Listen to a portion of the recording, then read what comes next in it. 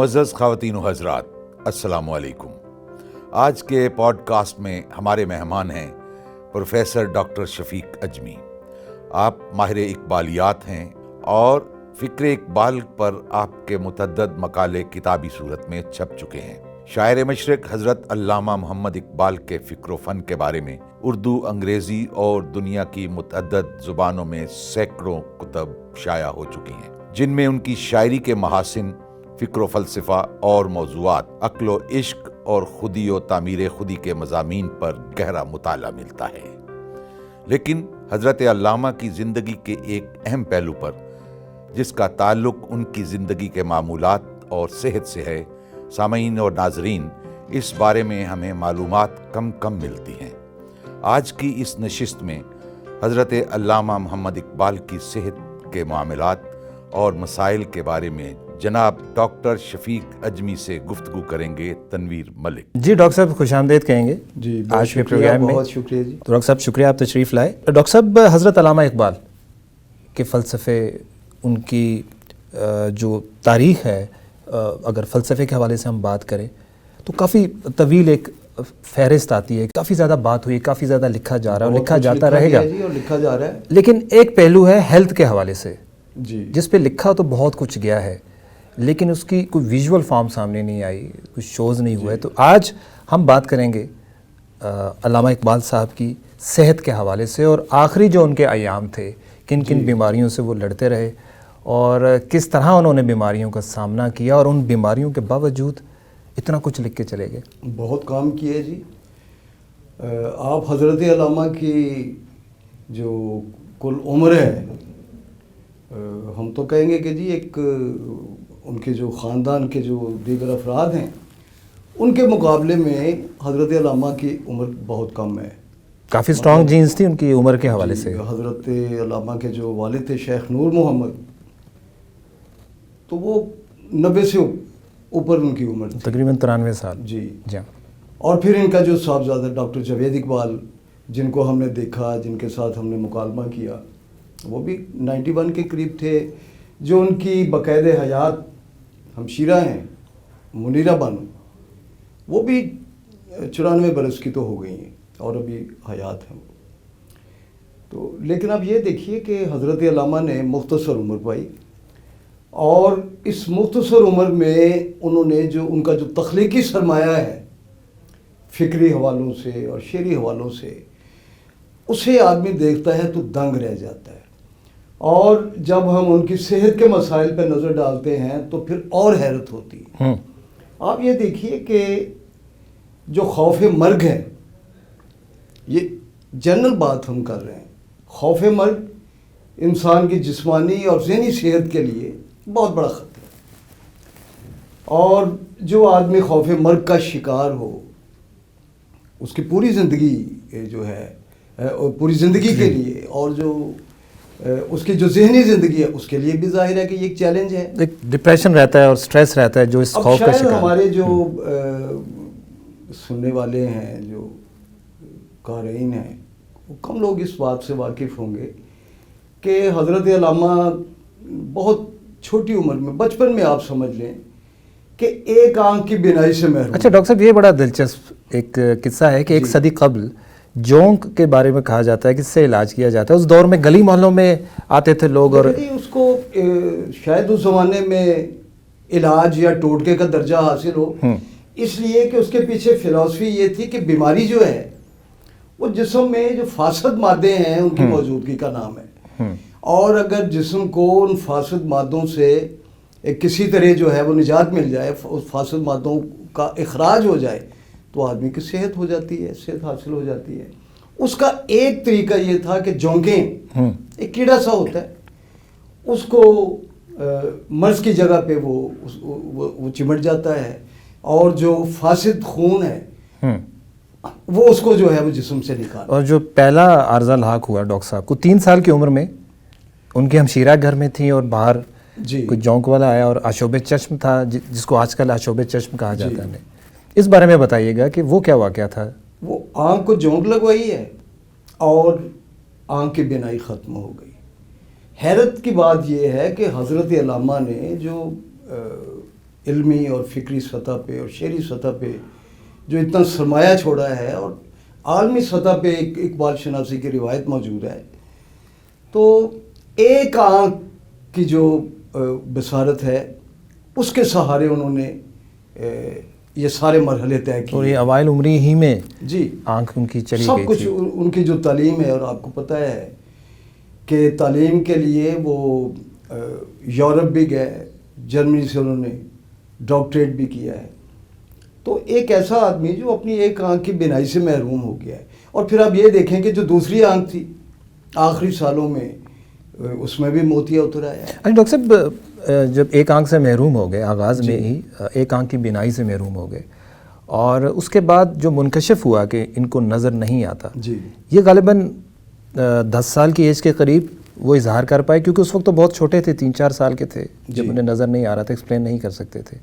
تو جیسا آپ نے فرمایا کہ اسی ایک آنکھ سے انہوں نے سارا علمی اور دانشورانہ اپنا جو کام تھا وہ کیا ہے، جی تو یہ ظاہر کب ہوا ان پہ کہ ایک آنکھ کی بینائی نہیں؟ یقیناً انہوں نے اپنی اس کمی کا یا تکلیف کا ذکر کیا ہوگا اپنے بزرگوں سے، لیکن یہ ہے کہ شاید اس زمانے میں بھی ان کی بینائی بحال نہیں ہو سکتی تھی، اسی لیے پھر انہوں نے یہ دیکھا کہ اب مجھے اسی عالم میں سب کچھ کرنا ہے، اور انہوں نے کیا ہے، اس کو اپنے راستے کی رکاوٹ نہیں بنایا۔ دیکھیے سب سے بڑی بات یہ ہوتی ہے کہ کوئی شخص جو ہے وہ کس طرح ریئیکٹ کرتا ہے اپنی تکلیفوں اور بیماریوں کو، خاص کر بیماری میں جب وہ تکلیف سے گزر رہا ہوتا ہے۔ عام طور پہ تو یہ کہا جاتا ہے نا کہ صحت کا مطلب جو ہے وہ بیماری کی عدم موجودگی ہے، ایک عام پرسیپشن یہی ہے، اور شاید اپنا جو ہمارے فزیشنز ہیں، جو ماہرین صحت ہیں، ان کا نقطہ نظر درست ہو، لیکن میں یہ سمجھتا ہوں کہ نفسیاتی حوالوں سے محض یہ کہہ دینا کافی نہیں ہے کہ جو بیماری کی عدم موجودگی ہے وہ صحت ہے۔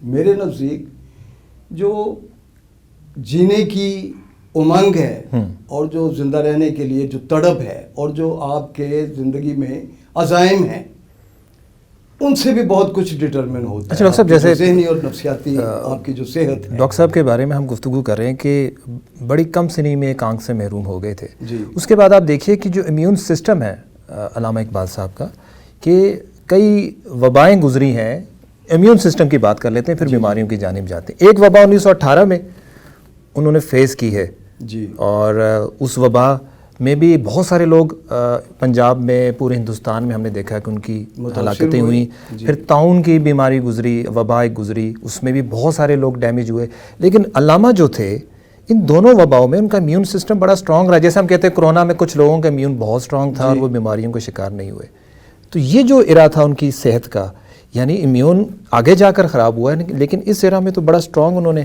فیس کیا ہے۔ میں تو سمجھتا ہوں کہ یہ بھی ان کی ڈٹرمنیشن تھی، اور اپنے جو مقاصد تھے ان کے علمی اور تخلیقی، ان کے ساتھ ان کی وابستگی تھی کہ وہ ایسے فیزز سے بخیر و خوبی گزر گئے۔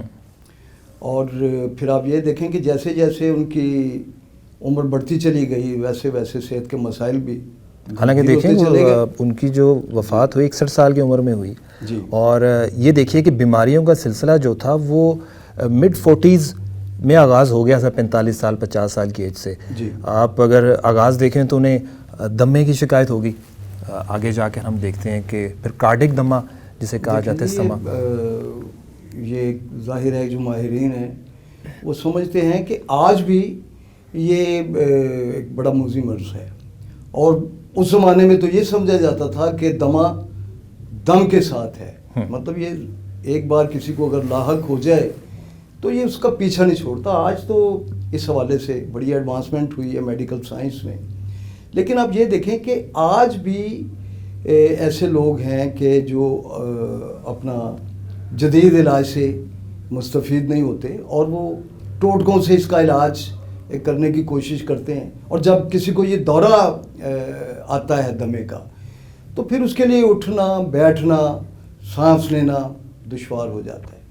لیکن جن لوگوں نے حضرت علامہ کو اس حالت میں دیکھا ہے وہ کہتے ہیں کہ دورے کی حالت میں ان کے جو بہت قریبی جو اپنا ملازم تھے جو خدمت گزار تھے، علی بخش ہیں دوسرے، تو وہ ان کے شانے دباتے تھے، ان کی کمر کو سہلا رہے ہیں، اور معمولی سے جب ان کو افاقہ ہوتا تھا تو وہ لیٹے لیٹے گفتگو شروع کر دیتے تھے، اس لیے کہ ان کے جو رفقا ہیں ان میں سے کوئی نہ کوئی تو ہمیشہ ان کے پاس موجود ہوتا تھا۔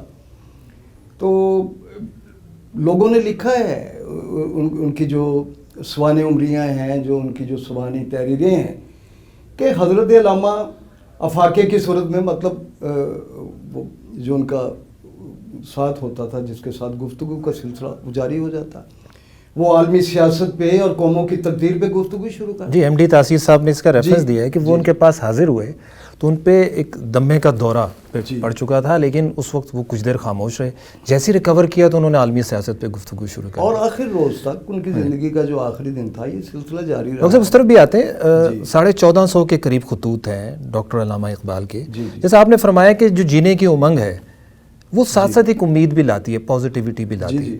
ان میں سے جو 251 خطوط ہیں حضرت علامہ اقبال کے، اس میں بیماری کا تذکرہ کافی زیادہ ہے، بارہا وہ تذکرہ کرتے ہیں بیمار رہنے کا۔ حضرت علامہ کے جو مکاتیب ہیں آپ ان کو دیکھیں جی تو کم ایسے ہیں خطوط کہ اپنے حوالے سے اس میں تذکرہ کم ہے، لیکن یہ وہ خطوط ہیں کہ جن میں انہوں نے اپنی تکلیف کی طرف اشارہ کیا ہے، بعض اوقات ان کو مختلف انجمنوں کی طرف سے، مشاعروں کے حوالے سے بھی کچھ دعوتیں ہیں، تو وہ اتنا کہہ کے گزر جاتے ہیں کہ میں اس وقت صحت کے مسائل سے ان دنوں دوچار ہوں اور میرے لیے ممکن نہیں ہے۔ آپ یہ دیکھیے کہ جو آدمی بچپن سے ہی خوش الحان ہو اور تلاوت کلام پاک اس کا معمول ہو، اس کی آواز چلی جائے تو اس پہ کیا گزرے گی۔ یہ وہ کمی ان کی زندگی میں آئی ہے کہ جس نے ان کو بہت متاثر کیا ہے، اور ان کے معمولات جو ہیں وہ بکھر گئے۔ ڈاکٹر صاحب علاج کے حوالے سے جب ہم دیکھتے ہیں بیماریوں کو تو ہم ذکر کریں، آگے بھی کرتے ہیں، بڑی طویل فہرست ہے ڈاکٹر صاحب، ان کے ساتھ جو لوگ جڑے رہے معالجین، دیکھیں اس میں سب سے جو ٹاپ پہ نام آتا ہے جن پر ان کو اعتماد بھی تھا، ان کی دوائی بھی استعمال کرتے تھے، حکیم نابینا کا ذکر ہوتا ہے، عبدالوہاب صاحب کا ذکر ہوتا ہے، اس کے بعد حکیم اجمل خان صاحب کا بھی ذکر ہوتا ہے، حکیم سید ضیاء الحسن صاحب کا بھی ذکر ہوتا ہے، اچھا حکیم محمد حسن کرشی صاحب کا ذکر ہوتا ہے، یہ تو حکمات ہے، وہ تو ان کے قریبی رفقا میں سے تھے اور آخر تک ان کے ساتھ رہے، ان سے دوائی لیتے رہے۔ اچھا اس کے ساتھ ساتھ چلتے جائیں تو ایلوپیتھک جو طریقہ علاج ہے، اب آپ دیکھیے ڈاکٹر عبدالباسط انصاری صاحب، ڈاکٹر احمد بخش خان صاحب، پھر اس کے بعد ڈاکٹر رحمان صاحب، اس کے بعد چلیں تو ڈاکٹر حسن محمد حیات صاحب، ڈاکٹر جمیت سنگھ صاحب، یہ ایلوپیتھک ڈاکٹرز بھی ان کے ساتھ تھے۔ تو یہ جو پیرالل علاج علامہ صاحب کروا رہے تھے کہ حکیم صاحبان سے بھی علاج کروا رہے ہیں اور ایلوپیتھک کا بھی کرا رہے ہیں، اس کی کیا وجہ ہے؟ کسی ایک پہ ٹرسٹ نہیں تھا انہیں؟ دیکھیے جی، ملٹیپل پرابلمز ان کو درپیش تھے، اور وہ چاہتے تھے کہ کسی نہ کسی طریقے سے مجھے ان سے نجات حاصل ہو۔ اب یہ ہے کہ کسی ایک طریقہ علاج پہ وہ تکیہ نہیں کر رہے تھے، اور حکیم نابینا کے وہ بہت قائل تھے، اور ان سے جو دعائیں وہ لیتے تھے، تو یہ جو ان کا گلے کا عارضہ تھا کہ ان کی آواز چلی گئی ہے، تو حکیم نابینا کے علاج سے وہ عارضی طور پہ ان کو کچھ صحت بھی حاصل ہوئی، اور ان کی امید بھی پیدا ہو گئی کہ مجھے میری آواز بحال ہو جائے گی۔ لیکن یہ جو یہ دورانیہ تھا ان کی بحالی کا، یہ اپنا مستقل نہیں تھا، اس کے بعد ان کی آواز پھر اپنی اصلی حالت پہ چلی گئی وہ، اور آخر تک ان کی آواز کھل نہیں سکی۔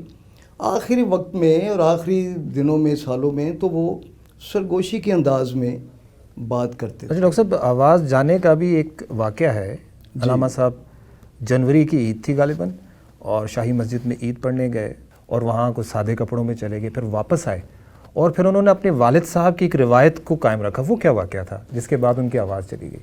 حضرت علامہ کے جو سوانح نگار ہیں، تو انہوں نے اس واقعے کا تذکرہ کیا ہے اپنی کتابوں میں اور اپنی تحریروں میں۔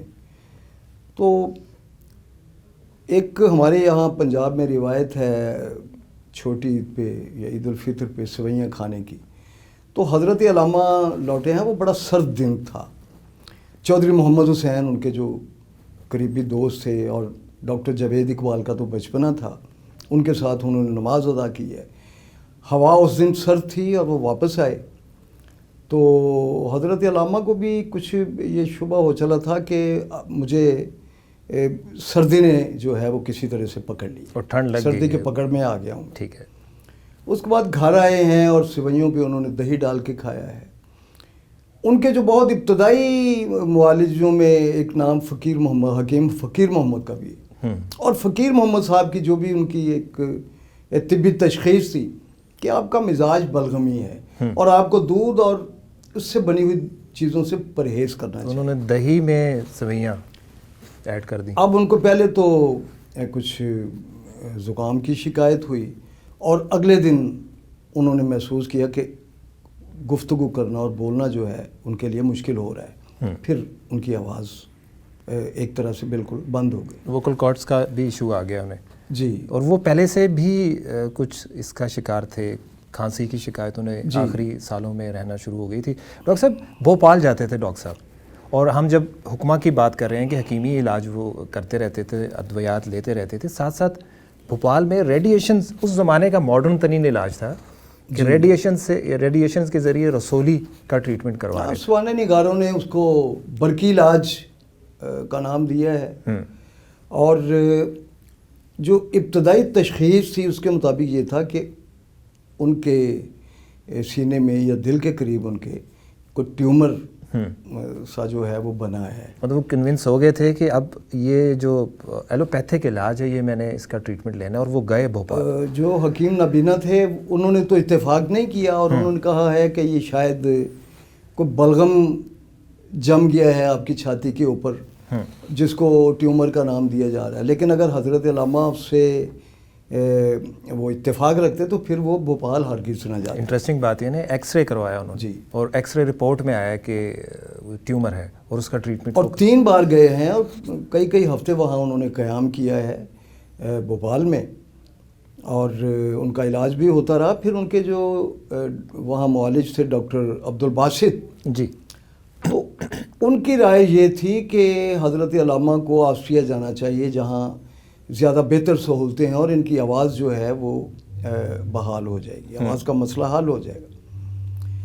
लेकिन हज़रत अल्लामा ने फरमाया कि अपना इस उम्र में इतना महंगा इलाज अगर मैं करता हूँ तो ये मेरे बच्चों के साथ ज़्यादती है, इस पर बहुत अखराजात होंगे, तो मैं नहीं चाहता कि मेरे बच्चे जो हैं वो उनके लिए जो थोड़ा बहुत कुछ मैंने पैसा पसंदाज किया है तो वो मेरे इलाज पे खर्च हो जाए। तो उन्होंने फिर वहाँ जाने का इरादा तर्क कर दिया। निज़ाम हैदराबाद भोपाल से उनका वजीफ़ा आता था, तो इलाज के लिए अगर इकबाल कहते बाहर जाने के लिए, देखें जी, अपना बैरून मुल्क जाने के लिए एक ज़र कसीर की ज़रूरत थी। उस दौर में गए पढ़ने बाहर, और वो इब्तदाई उनका ज़माना था तो किसी न किसी तरह वो उसके अखराजात तो बर्दाश्त किए, लेकिन उन्होंने फिर शायद समझौता कर लिया अपनी बीमारी से और जाने से इनकार कर दिया। डॉक्टर साहब इसमें एक जो उनकी जैसे एलोपैथी के हवाले से हम बात कर रहे हैं कि ट्रीटमेंट करवा रहे थे, इंजेक्शंस पर भी उनका बिलीव था। अगर आप देखें तो जब उनकी आखिरी रात आई तो डॉक्टर साहब जो मौजूद थे उनके साथ, उन्होंने कहा जी एक इंजेक्शन मैं आपको लगा देता हूँ, इंजेक्ट कर देता हूँ, उससे आपको नींद अच्छी आ जाएगी। और बेचैनी बहुत आखिरी रात के हवाले से तो उन जो इकबाल शनास हैं उन्होंने पूरी रुदात लिखी है। अगर हज़रत अल्लामा के एक शेर से ही हम उसको बयान करना चाहें गो कि उस शेर का पस मंज़र तो कुछ और है। आखिर शब दीद के काबिल थी बिस्मिल की तड़प, सुबह दम कोई अगर बालाए बाम आया तो क्या। तो बहुत तकलीफ़ थी, शिद्दत थी, और डॉक्टर साहब का ख़्याल ये था कि अगर इनको कुछ ऐसी दुआ दे दी जाए जो ख्वाब आवर हो तो इनकी तकलीफ़ में कमी हो सकती है। तो लेकिन हज़रत अल्लामा ने फिर बाद में वो दवा इस्तेमाल करने से इनकार कर दिया। बड़ी तारीख़ी बात उन्होंने की इस हवाले से, और उन्होंने ये फरमाया जो कुछ बातें उनकी हुई तो उसका मफहूम यही था कि मैं होशो हवास के साथ मौत का सामना करना चाहता हूँ। क्या बात है। तो अच्छा डॉक्टर साहब, दवा फिर नहीं ली। अब जोड़ों के दर्द के हवाले से भी, अब उनकी जो लाइफ गुजरी है इकबाल की, हम देखते हैं कि हेल्दी रूटीन तो उस तरह से नहीं थी, बेख्वाबी का भी शिकार थे और वॉक या एक्सरसाइज का तो कॉन्सेप्ट नहीं था, तो साथ साथ उन्हें जोड़ों के दर्द का भी सामना آخری عمر میں ہم نے دیکھا کہ کیونکہ بیٹھے رہتے تھے، مستقل بیٹھنے کا کام تھا. گاؤٹ کا مرض بھی تشخیص ہو چکا تھا، جسے ہم گنٹھیا کہتے ہیں اردو میں. اور مطلب وہی بات کہ متفرق امراض تھے جن کے وہ شکار رہے.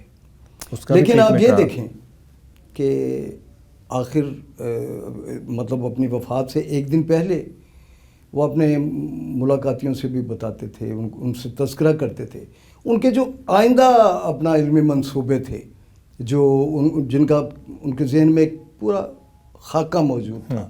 ایک مقدمہ قرآن لکھنا چاہتے تھے، پھر اور ان کے علمی منصوبے تھے. تو میں یہ سمجھتا ہوں کہ اگر ان کو موقع ملتا تو وہ جتنا کام ان کا اب تک سامنے آیا تو وہ کہتے تھے کہ میں ایک چاہتا ہوں کہ اگر یہ غم روزگار سے مجھے کچھ نجات مل جائے 2-4 سالوں کے لیے، تو میں یہ عالم اسلام کے لیے یہ ایک بہت بڑی پیشکش ہوگی جو میں قرآن کے حوالے سے جو ایک انٹروڈکشن لکھنا چاہتا ہوں. ایک ظاہر ہے کہ وہ ایک تفسیری ایک منصوبہ ان کے ذہن میں تھا، تو لیکن یہ ہے کہ پھر ان کو اس کی تکمیل کی مہلت. ڈاکٹر صاحب جیسے ان کے بارے میں آتا ہے کہ جب ہم بیماریوں کا ذکر کر رہے ہیں تو آج بہت سارے لوگ پہلی بار جان رہے ہوں گے کہ اقبال کو دراصل اتنی ساری بیماریوں کا سامنا تھا. اس دوران یہ سارا وہ اپنا انٹلیکچوئل کام کر رہے تھے. گردوں کے ساتھ ساتھ دل کے مرض کا بھی بعد میں ڈائگنوز ہوا کہ انہیں دل بھی ان کا کمزور ہے، اور خاص کر جب انہیں دمے کا ایک دورہ پڑتا تھا اس دوران پہ دل کی کیفیت بھی ان کی بڑی خطرناک حد تک بگڑ جاتی. کارڈیک استھما آج کی اصطلاح میں ہم کہہ سکتے ہیں، اس لیے کہ معمولی سا کام کرنے سے بھی ان کا سانس اکھڑ جاتا تھا، اور ظاہر ہے کہ یہ کوئی اچھی کیفیت نہیں تھی. اور ان کے جو معالج ہیں وہ انہوں نے کئی دن پہلے بتا دیا تھا کہ اب یہ ان کی زندگی کا سورج غروب ہونے کو ہے. ویسے حکیم نابینا پہ ان کو ٹرسٹ بھی کافی تھا، پھر ان کی تجویز مانی بھی نہیں اور عید والے دن وہ بد پرہیزی کر دی. نابینا کا اس وقت ایک نام تھا، اور ان کے دوا سے حضرت علامہ کے مسائل حل بھی ہوتے رہے. لیکن ظاہر ہے کہ یہ جو ایک مسائل کا جو ایک میں کہتا ہوں کہ بالکل ایک آ گھیرا انہوں نے، تو پھر ظاہر ہے کہ صرف ایک آدمی جو ہے اپنا ایک جو روایتی طریقے علاج تھا تو اس سے وہ ختم نہیں ہو سکے ان کے جو امراض ہیں. لیکن انہوں نے صرف باوجود یہ کہ وہ حکیم نابینا کے قائل تھے، لیکن انہوں نے صرف انہی پہ اکتفا نہیں کی، ڈاکٹرز ہر طریقہ آزمایا. اب ڈاکٹر جمیت سنگھ مستقل ان کے ساتھ رہے، ان پر بھی کافی ٹرسٹ تھا انہیں، اور آخری آدمی ایک ایلوپیتھک ڈاکٹر ان کے ساتھ تھے اقبال کے ہاں. بھوپال میں جو ان کی ایک رات گزری جب وہ بسلسلہ علاج وہاں گئے تو انہوں نے خواب میں سر سید احمد خان کو دیکھا. اب ظاہر ہے کہ سر راس مسعود ان کے پوتے تھے، اور سر سید احمد خان نے ان کو کہا کہ یہ جو اتنی تکلیفیں ہیں اور جو بیماریاں ہیں تو حضور صلی اللہ علیہ وسلم کے حضور آپ اپنی جو یہ تکلیفیں ہیں ان کا احوال بیان کریں. اور اسی وقت وہ بیدار ہو گئے اور انہوں نے ایک مثنوی لکھنا شروع کی جو بعد میں مثنوی بس یہ باید کرد کے عنوان سے شائع ہوئی. اچھا، اس کا بیک گراؤنڈ یہ ہے جی وہ خواب. ہاں جی. اچھا، تو آخر تک وہ بیماریوں سے بھی لڑتے رہے. اور دوسری بات یہ ہے کہ ہم دیکھتے ہیں کہ جو بڑے بڑے ہمارے لکھاری ہیں، ادیب ہیں، ایک خاص عمر پہ پہنچ کے تو ان کا جو ان کی تخلیقی صلاحیت شاید ختم ہو جاتی ہے اور وہ بعد میں خود کو ریپیٹ کر رہے ہوتے ہیں. لیکن حضرت علامہ کا جو تخلیقی شعلہ تھا اس کی لپک تو آخر تک قائم رہی، اور اگر ان کو موقع ملتا تو بہت سے علمی منصوبے ان کے ذہن میں تھے. اچھا، یہ ایک بڑی انٹرسٹنگ بات آپ نے کی. ایک تو تخلیقی صلاحیت، دوسری جذباتی جو لگاؤ تھا. منیرہ کے بارے میں ان کی جو صاحبزادی ہیں کہ آخری رات وہ ان کے ساتھ ان کے کمرے میں موجود تھی، بہت چھوٹی تھی، تو انہیں جب لے جانے کی کوشش کی گئی تو منیرہ نہیں جا رہی تھی کمرے سے باہر. اس بارے میں جو اقبال نے کہا وہ ذرا بتائیے گا. دیکھیں جی، وہ اپنا حکیم الامت تھے، اور یہ نہیں ہو سکتا کہ وہ محسوس نہ کر رہے ہوں کہ ان کی زندگی اب اپنے اختتام کے قریب ہے. تو انہوں نے کہا کہ شاید اس کو اندازہ ہو گیا ہے کہ اس کے بعد یہ میرے ساتھ جو ہے وہ نہیں رہ سکے گی، اس لیے کہ آخری جو سال ہیں حضرت علامہ کی جو اہلیہ تھی، ان کی وفات کے بعد بچے ان کے قریب ہو گئے، خاص طور پہ جو منیرہ بانو. تو اس کا مطلب بھی یہ تھا کہ اقبال اپنی موت کی چاپ سن رہے ہیں اور ان کو یہ احساس ہو گیا تھا کہ میں اب شاید زیادہ دن تک جی نہیں سکوں. ان کے ڈاکٹرز کو بھی جیسے یہ ادراک ہو گیا تھا کچھ ڈاکٹرز کو ایک ہفتہ پہلے ہی، کیونکہ بہت سارے ڈاکٹرز کے اسٹیٹمنٹس ہیں کہ انہیں اندازہ ہو گیا تھا کہ ڈاکٹر یہ درست ہے کہ ان کے رفقا نے ان کو نہیں بتایا ڈاکٹروں کی جو ایک فائنڈنگز تھی، لیکن حضرت علامہ کو اندازہ تھا. ڈاکٹر صاحب بیماریوں کی شدت بھی دونوں شخصیات کا جب ہم تقابلی جائزہ دیکھتے ہیں، حضرت قائد اعظم اور علامہ اقبال، ہم دیکھتے ہیں کہ ان کو بھی ایک بیماری لاحق تھی جی، اور اقبال بھی بہت ساری بیماریوں سے لڑ رہے تھے اور ان بیماریوں سے لڑتے لڑتے خاص مقصد کے لیے رواں دواں تھے. جو تخلیقی ذہن ہوتا ہے یا جو لیڈرشپ کوالٹیز ہوتی ہیں، کیا وہ کوالٹی یا وہ ذہن فورس کرتا ہے کہ آپ ہیلتھ سے صرف نظر کریں اور اپنے مشن پہ نظر رکھیں؟ وہ بھی ایک وجہ ہے. دیکھیں جی، میں یہ سمجھتا ہوں کہ یہ اپنے نصب العین سے وابستگی کی ایک صورت ہے کہ بڑے بڑے جو اپنے جو ذاتی دکھ ہوتے ہیں وہ اس کی پرواہ نہ کرتے ہوئے، یہ ایک لیڈر کی بڑی خصوصیت ہے کہ وہ چھوٹے چھوٹے جو مسائل ہیں، جو اپنی چھوٹی چھوٹی تکلیفیں ہیں، ان کو خاطر میں نہیں لاتے. اس لیے کہ جو قومی نصب العین ہوتا ہے وہ اس کو فوقیت دیتے ہیں، اس کے لیے جیتے اور مرتے ہیں. ڈاکٹر صاحب اب اگر ماڈرن جو ہم ٹیکنالوجی دیکھتے ہیں، میڈیکل سائنس میں بھی بہت ترقی ہوگی. اقبال کو جتنے امراض بھی اس دور میں لاحق تھے، جی، اگر آج کے دور میں وہ سارے امراض ان کو لاحق ہوتے تو آپ کو لگتا ہے وہ تو اللہ نے، خدا نے جتنی عمر لکھی ہے وہ اتنی ہی ہے، لیکن جیسے ہم دیکھتے ہیں ان کے جینز کافی سٹرونگ تھے، والد صاحب طویل عمری میں رہے، اگر بچے بھی کچھ خاندانوں میں اپنا جو عمر کی شرح ہے وہ زیادہ ہوتی ہے، تو یہ لیکن یہ کچھ 100% اصول نہیں ہوتا کہ اس خاندان کے 100% لوگ جو ہے وہ اتنی ہی عمر پائیں گے. مگر یہ جو ان کے امراض تھے وہ ٹریٹیبل ہیں آج کے دور میں تقریباً سارے. اس دور میں ٹیکنالوجی اتنی، آج بھی ایسا ہے کہ کچھ بیماریاں ایسی ہیں کہ جن کے بارے میں میڈیکل سائنس یہ تو کہتی ہے کہ جی یہ لا علاج ہیں، ان کے بارے میں وہ دعویٰ نہیں کرتی، جس طرح کے ٹوٹکوں سے لوگ دعوے کرتے ہیں کہ جی کینسر بھی ٹھیک ہو سکتا ہے. ٹھیک ہے، تو کچھ تکلیفیں ایسی ہیں کہ جن کے بارے میں ایک واشگاف الفاظ میں وہ کہتے ہیں کہ یہ کیور نہیں ہوتی ہیں، کنٹرول ہوتی ہیں. ٹھیک ہے. تو حضرت علامہ کی جو تکالیف ہیں انہوں نے لاپرواہی تو اختیار نہیں کی، ان کا تذکرہ بھی کیا، ان کا علاج بھی کیا، اور پھر ایک ایسا وقت آیا کہ ڈاکٹر صاحب تمباکو نوشی کے بارے میں، حقہ پیتے تھے، حقہ بھی پیتے تھے، اس وجہ سے بھی مسائل تھے کافی. شاید ان کی یہ جو گلے کی تکلیف ہے اس کا ایک سبب وہ بھی رہا ہو. ڈاکٹرز نے کہا تھا انہیں تمباکو نوشی سے تو، لیکن میں یہ سمجھتا ہوں کہ جو ٹیومر تھا شاید اس کی وجہ سے ان کی آواز جاتی رہی. اور آخری رات جو ان کے ملازم ان کے ساتھ تھے، جب آخری لفظ جو ہیں اقبال کے، کہ جب اس کے بعد ان کی وفات ہوگی، انہوں نے جو آخری دفعہ اپنے ملازم سے یہ کہا کہ دل کی جانب اشارہ کیا کہ یہاں بہت شدید درد ہے. اور اس کے بعد 5 بجے کا وقت تھا جب انہوں نے اپنی آخری سانس لی اور علی بخش جو ہیں وہ باہر ڈاکٹر کو بلانے گئے اور اس وقت ان کی نبض دیکھی گئی.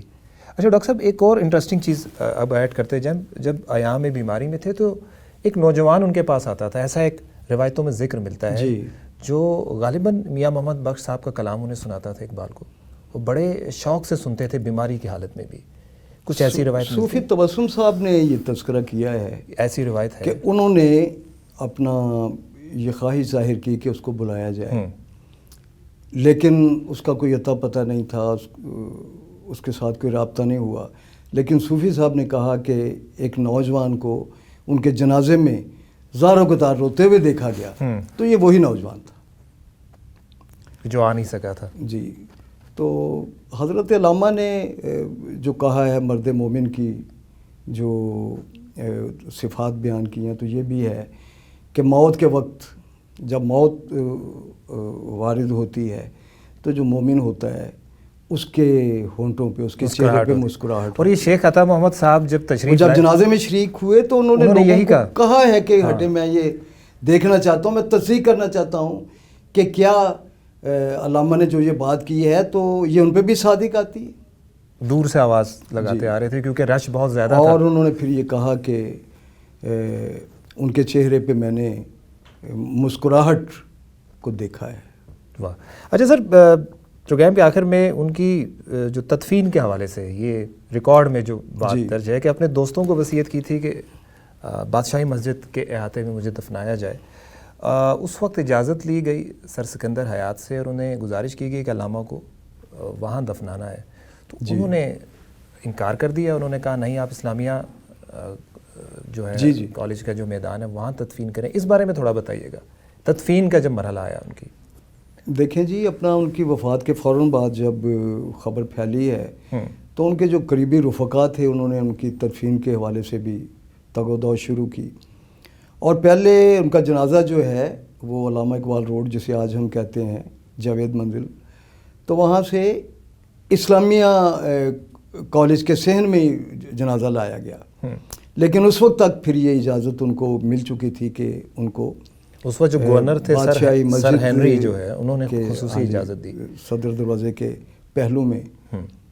تو پھر وہاں سے ان کا جنازہ اٹھایا گیا اور بادشاہ مسجد ان کو لایا گیا. ڈاکٹر صاحب، بیماریوں کا ہم ذکر کر رہے ہیں، یہ بتائیے ہیلتھ روٹین ہوتی ہے انسان کی، ڈائٹ بھی ہوتی ہے اور ڈائٹ بھی بڑا رول پلے کرتی ہے بیماریوں سے لڑنے کے لیے. علامہ کی نیند تو تھی نہیں، ہم جانتے ہیں کہ وہ جاگتے رہتے تھے. ڈائٹ کے حوالے سے کچھ ان کا جو ڈائٹ پلان ہوتا تھا، کھانے پینے کے معمولات تو ظاہر ہے کہ جوانی میں جس طرح جاری رہے ہوں گے تو آخر عمر میں تو بہت تھوڑا کھاتے تھے اور پھر اٹھ جاتے تھے دسترخوان سے. تو علی بخش کا کہنا یہ کہ آخری جو سال ہیں تو ان میں تو رات کو کوئی دودھ کا ایک گلاس پی لیتے تھے اور پھر کھانا بھی بہت ان کا جو ہے وہ کم ہو گیا تھا. جی، خون جگر کا ذکر ملتا ہے ان کی شاعری میں اور خون جگر نظر بھی آتا ہے. جی، آپ کیا سمجھتے ہیں ان کا جو کلام تھا جی وہی ایک بڑا جانفشاں کام ہے، اس طرح کا کلام کریٹ کرنا؟ ہیلتھ پہ بھی اس کے اثرات ہوتے ہیں. بہت سارے لوگ سمجھتے ہیں کہ صرف کچھ تخلیق کرنا ایک عام سی روٹین ہے، عام سی ہیبٹ ہے، لیکن اس میں بھی خون لگتا ہے. خشک سیروں تن شاعر کا لہو ہوتا ہے، تب نظر آتی ہے ایک مصرع تر کی صورت. واہ. تو ایک مصرے کے لیے پتہ نہیں کتنا خون جگر صرف کرنا پڑتا ہے تخلیق کار کو. تو جو تخلیق ہوتی ہے اس کی قیمت بھی ادا کرتا ہے ایک تخلیق کار. جی، اور ڈاکٹر صاحب نے جیسے کہ ہم ذکر کر رہے تھے ان کی ہیلتھ روٹین کا اور ان کی جو بیماریاں جو انہوں نے سامنا کیا آخری عمر میں، ایسا لگ رہا ہے کہ انہوں نے قیمت ادا کی. جی، اور وہ قیمت ادا کر کے جو ہمیں حاصل ہوا ہے وہ ان کا فلسفہ ہے، ان کی شاعری ہے جو پورے دنیا کو اس وقت بھی روشن کر رہی ہے. 1 صدی ہونے کو آئی ہے تقریباً اقبال کے انتقال کو، لیکن آج بھی اقبال ریلیونٹ ہے اور جانے کے بعد بھی ریلیونٹ ہے. تو بہت بہت شکریہ ڈاکٹر شفیق اجمی صاحب. جی، آپ کا بھی بہت شکریہ کہ آج ہمیں حضرت علامہ کے حوالے سے اور بالخصوص ان کے جو آخری ایام ہیں، آخری سال ہیں، ان کے حوالے سے گفتگو کا موقع ملا. جی ناظرین، ایف ایم صحت زندگی کے اس پوڈ کاسٹ میں آج ذکر ہوا حضرت علامہ اقبال کی صحت کے حوالے سے، کن کن بیماریوں کا انہوں نے سامنا کیا اور ان بیماریوں کا سامنا کرتے ہوئے کن کن مراحل سے گزرے، اور ذکر ہوا آغاز سے اختتام تک. عمومی طور پہ ان کے علمی مرتبے کا ذکر کیا جاتا ہے، فلسفے کا ذکر کیا جاتا ہے، ان کی شاعری کا ذکر کیا جاتا ہے. یہ جو پورشن ہے ان کی لائف کا، جو حصہ ہے، جو صرف اقبال جانتے تھے کہ وہ کس تکلیف سے گزر رہے ہیں، ہم نے کوشش کی کہ آج کے پروگرام میں ہیلتھ کے حوالے سے ان کی زندگی کا جو پورشن آپ تک پہنچائیں. اپنے میزبان تنویر ملک کو اجازت دیجیے. نیکسٹ پروگرام میں دوبارہ ملاقات ہوتی ہے.